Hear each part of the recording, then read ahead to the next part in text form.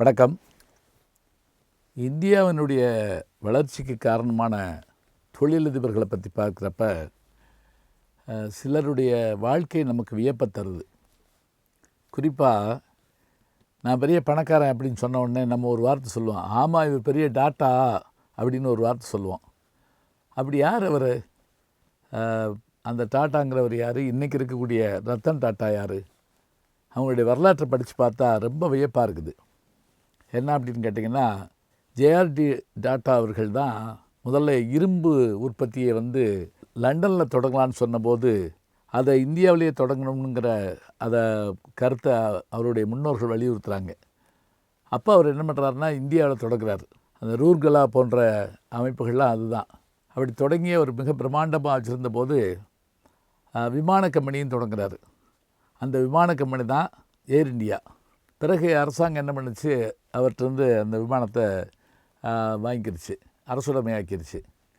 ஆனால் ஆச்சரியம் பார்த்திங்கன்னா, திரும்பி அதே டாட்டா குழுமத்தை சேர்ந்தவர்கள் அந்த ஏர் இண்டியாவை அரசாங்கத்திடமிருந்து மீண்டும் அவர்களை மீட்டெடுத்து கொண்டார்கள். சரி, இப்போ நம்ம யாரை பற்றி பார்க்க போகிறோம் அப்படின்னா, அந்த ஜேஆர்டி டாட்டா குடும்பத்தினுடைய வாரிசுகளில் இன்றைக்கு மிக்க புகழோடு விளங்குகின்ற ரத்தன் டாட்டா பற்றி பார்க்க போகிறோம். 1937ஆம் ஆண்டு இவர் பிறக்கிறாரு.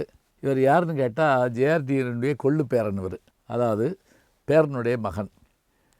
இவரும் இவருடைய தம்பியும் இருக்கிற போது இவங்க தாய் தந்தையருக்குள்ளே ஏற்பட்ட சின்ன பிணக்கு காரணமாக அவங்க பெறுகிறாங்க. அப்போ இவங்க பாட்டி வீட்டில் வளர வேண்டிய ஒரு சூழல் இருக்குது. அப்போ கொஞ்ச காலம் இங்கே அவர் படிக்கிறாரு. படித்த பிறகு லண்டனில் போய் படிக்கிறாரு. பிறகு ஹார்வர்ட் பல்கலைக்கழகத்தில் படிக்கிறார். படிச்சுட்டு திரும்பி இந்தியாவுக்கு வெவ்வேறு தொழில்கள் செய்யலான்னு சொன்னபோது அவருடைய பாரம்பரிய தொழிலை செய்ய சொல்லி அவனுடைய தாத்தா அவரை வற்புறுத்துறாரு. அப்படி வற்புறுத்துகிற போது தான் அவர் அது வரைக்கும் செஞ்சுக்கிட்டு இருந்த வேலைகளை விட்டுட்டு புதிய வேலைகள் உருவாக்கணும் அப்படிங்கிற விஷயத்தை சொல்கிறார். அப்போ நெல்கோ அப்படிங்கிற அந்த கம்பெனியினுடைய பொறுப்புகள் வர்றபோது அது வாங்கலாமா வேண்டாமா அப்படிங்கிறப்ப வாங்கி அதை நல்லா கொண்டு வரலாம் அப்படிங்கிற ஒரு முயற்சி எடுக்கிறார். அந்த முயற்சி தான் அவரை பெரிய மாற்றத்தை கொண்டு வருது. 71லேருந்து அவர் எத்தனையோ விஷயங்களை பார்த்துக்கிட்டே வர்றார். அப்படி வர்றபோது 75 ஒரு பிரச்சனை என்ன வந்ததுன்னா, இப்போ அன்றைய பிரதமராக இந்த இந்திரா காந்தி அவர்கள் அவசர சட்டத்தை போட்ட உடனே கம்பெனி அதில் நிறைய பாதிப்பு ஏற்பட்டுச்சு. ஆனாலும் அதை தாண்டி வர்றதுக்கான ஏற்பாடுகள் செய்கிறாரு. இன்றைக்கும் கூட அவங்களுடைய கம்பெனிகள் அப்படின்னு பார்த்திங்கன்னா, இந்த வரிசையை பாருங்கள். Tata Steeles, tata Motors, tata power, tata consultancy service, tata tea, tata chemicals, the Indian hotels company, இவை தவிர டாட்டா டெலி சர்வீஸ் என்று இவ்வளவு பெரிய விஷயத்தை கொண்டு வர்ற போது இத்தனை விஷயங்கள் கிளைப்பிறப்பிருக்கப்ப இன்னும் கூட பார்த்திங்கன்னா, தனுஷ்க் நம்ம பார்க்குறோம் இல்லையா, அந்த தனுஷ்குங்கிறது தங்க நகைகளுக்கான அந்த கடைகள். நான் ஒரு முறை ஒசூர் போயிருந்த போது அவங்க அந்த கம்பெனியில் தங்கம் தயாரிக்கிற அந்த இடத்துல மூலப்பொருளை வாங்கி அவங்க தயாரிக்கக்கூடிய இடத்துல தொழிலாளர்களுக்காக 3 ஷிஃப்ட்டில் நான் போய் பேச ஆரம்பித்தேன். மோட்டிவேஷன் ஸ்பீச் பேசினேன். அப்போ நான் உள்ளே போய் பார்த்து அப்படியே வியந்து போனேன். அதே போல் இன்னொரு பெரிய ஆச்சரியம் என்னன்னு கேட்டிங்கன்னா, அவர்கிட்ட ஒரு கனவு இருந்தது. அமெரிக்க டாலருக்கு $2,200 $1,00,000 மதிப்புள்ள காரை எல்லோரும் பயன்படுத்தும் மாதிரி உருவாக்க வேண்டும். எப்படி ஹென்ரி ஃபோர்டு காரை உருவாக்கிய போது டி மாடல் என்று ஒன்றை கொண்டு கோடீஸ்வரர்களுக்கு மட்டுமில்லை கார், எளிய மக்களுக்கும் நடுத்தர மக்களுக்கும் கார்னு சொன்னாராம். அது மாதிரி இவர் நானோ அப்படின்னு ஒரு காரை கொண்டு வர்றாரு. $1,00,000 ஆரம்பிக்கிறார். அந்த கார் அவருடைய கனவுன்னு சொல்லுவாங்க. அது பெரிய விஷயம். அதே போல் நானோ கார் $1,00,000 தயாரிக்கிறாரு. இன்னும் பெரிய இதில் வர்றபோது இந்தியாவின் விலை உயர்ந்த கார்கள் சொல்லக்கூடிய ஜாகுவார், ரேண்ட் ரோவர் போன்ற அந்த கார் உற்பத்தியில் அயலகத்தோடு இணைஞ்சு அவர் வெளியே கொண்டு வர்ற போது அதனுடைய மதிப்பு இந்திய தரத்தை ரொம்ப உயர்த்தி காட்டுச்சுன்னு சொல்கிறாங்க. அதோடு மட்டுமில்ல, திரும்பவும் விமான கம்பெனி வந்த பிறகு அந்த முயற்சிகள் எல்லாம் சிறப்பாக இருக்குது. இன்னொன்று, இவர் சோதனைகளை சந்திக்காமல் இருந்தாரா அப்படின்னா, எப்படி 75 ஒரு பிரச்சனை வந்ததோ அதுபோல் அடுத்ததாக இவருக்கு இன்னொரு சோதனை என்னன்னு பார்த்திங்கன்னா, பாம்பேயில் இருந்த இவருடைய தாஜ் குரூப்பில் அந்த பெரிய வெடிகுண்டு வெடிப்பு ஒன்று ஏற்பட்டது. அப்போது ஏற்பட்ட ஒரு பெரிய சரிவு இவருக்கு பெரிய சங்கடத்தை கொடுத்தது.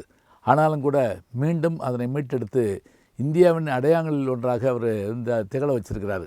அப்போ இந்தியா என்று சொன்ன உடனேயே அதை அடையாளப்படுத்துவதற்கு சிலர் இருக்கிறார்கள் என்று சொன்னால் அதில் ஜேஆர்டி அவர்களையும் நாம் நினைத்து கொள்ள வேண்டும். சொந்த கார்லேயே போவாராம் எப்போவும். அதே போல் சொந்த விமானத்தில் போகிற ஒரு எண்ணமும் அவருக்கு எப்போ இருக்குமா. ஜெட் விமானம் சில நேரங்களில் அவருக்காக சர்வீஸ் போயிட்டு வருமா. ஏன் அப்படின்னா அவருடைய நேரம் அப்படிப்பட்ட நேரமாக மாற்றிக்கொள்ளுதல். எல்லாரும் மனிதர்களாகத்தான் பிறக்கிறோம், ஆனால் எனக்கு நேரம் இல்லைன்னு சொல்கிற அளவுக்கு ஒரு மனிதன் இயங்க முடியும்னு சொன்னால் அது இவரை போன்றவர்களை தான் பார்க்க வேண்டும். இவருடைய வாழ்க்கை வரலாறு புத்தகமாக வந்திருக்குது. இருந்தாலும் கூட நாம் சில செய்திகளை அவரை பற்றி படிக்கிற போது நமக்கு பெருமையாக இருக்குது. அப்போ ஜேஆர்டி ரத்தன் டாட்டா அவர்கள் 1937 பிறந்து இன்றைக்கும் எல்லா விருதுகளையும் பெற்றிருக்கார். பத்மஸ்ரீ, பத்மபூஷன், பத்ம விபூஷன் என்று எல்லா விருதுகளையும் இவர் பெற்றிருக்கிறார். உலக அளவில் இந்தியா என்ற அடையாளத்துக்கு இணையாக இவர் இருக்கிறார் என்று சொன்னால் திருமணம் செய்து கொள்ளாத வாழ்க்கையை அவர் வாழ்ந்து வருகிறார். அப்படி வாழ்கிற போது அவருடைய செயல்பாடுகள் எல்லாமே இந்தியாவையும் இந்திய முன்னேற்றத்தையும் நோக்கி இருக்கிறது என்று பார்க்கிற போது அவர் வெறும் வியாபாரி தானங்க, அவரை போய் இவ்வளோ தூரத்துக்கு சொல்கிறீங்களே அப்படின்னு நீங்கள் சொல்லக்கூடாது. வியாபாரம்தான், ஆனால் வியாபாரம் என்பது தன்னுடைய வளர்ச்சி மட்டும் இல்லாமல் நாட்டினுடைய வளர்ச்சி என்று நாம் பார்க்க வேண்டும். ஏன்னா அந்த கம்பெனிகளில் வேலை பார்க்கக்கூடிய குடும்பத்தாரை கேட்டு பார்த்திங்கன்னா தெரியும். எப்படி டிவிஎஸ் கம்பெனியினுடைய தொழிலாளர்களுடைய வீட்டில் அவருடைய படம் எல்லா வீட்லேயும் மாட்டியிருக்கிறத நான் பார்த்துருக்கேன். டிவிஎஸ் ஐயங்காருடைய படம் பல வீடுகளில் மாட்டியிருக்கிறத பார்த்துருக்கேன். காரணம் என்ன? நமக்கு வாழ்க்கை கொடுத்தவர்கள் தான் நம்மை வாழ வைத்த தெய்வம்னு அவங்க நம்புகிறாங்க. அதுபோல் மனிதர்களுள் இத்தகைய பெருமைகள் உடையவர்கள் இன்றைக்கும் இயங்கி கொண்டிருக்கிறார்கள் என்றால் இளைஞர்கள் யாரை முன்னோடியாக கொள்வது என்று நினைக்கிற போது இப்படிப்பட்ட மனிதர்களை, வாழுகின்ற மனிதர்களை முன்னோடியாக கொள்ள வேண்டும். ரத்தன் டாட்டா இந்தியாவின் அடையாளங்களில் ஒன்றாக திகழ்கிறார். நல்ல செய்திகளை நாளும் சிந்திப்போம், நாளை சந்திப்போம். அன்பிற்கினிய யூடியூப் நேயர்களே, நீங்கள் என்னோடு இன்னும் நெருக்கமாக தொடர்ந்து வர வேண்டும் என்று சொன்னால் இன்ஸ்டாகிராம், ட்விட்டர் போன்ற பதிவுகள்லையும் என்னை நீங்கள் தொடருங்க. பின்தொடர்ந்து வாருங்கள்.